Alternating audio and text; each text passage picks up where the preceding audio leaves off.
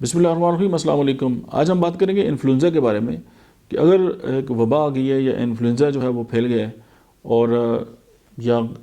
आम किसी भी हालात में एक जो है वो किसी पेशेंट को जो है वो इन्फ्लुएंज़ा हो गया है,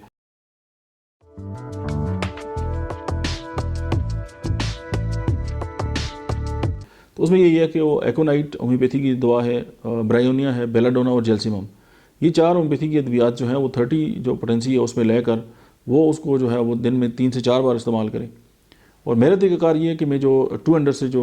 कम कम जो पोटेंसीज़ हैं उनको दिन में 4 बार जो है वो पेशेंट को देते हैं, तो उससे बहुत अच्छे रिजल्ट आते हैं। समटाइम आप 3 टाइम करेंगे तो आपको उस तरह रिजल्ट नहीं मिलते, लेकिन आप 4 टाइम करेंगे तो आपको बहुत बेहतर फील होगा। तो सही है कि जो उसका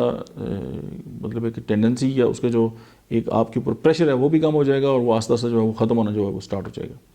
साथ ये है कि अगर एपिडेमिक है और एक वबा फैली हुई है और उसके साथ मतलब इन्फ्लुएंजा है, तो उसमें आप ये कर सकते हैं कि ये जो फार्मूला मैंने आपको बताया इसके साथ जो बपटिशिया है होम्योपैथी की दवा 30 में अगर आप उसको ऐड करें तो आप हैरान हो जाएंगे कि होम्योपैथी कितना जो है वो असर रखती है और आप होम्योपैथी का जो एजाज़ है उसके कायल हो जाएंगे। आज के लिए इतना ही, मिलते हैं नेक्स्ट वीडियो में, तब तक आप देखते रहिए डॉक्टर अहमद इजाज़ ऑफिशियल।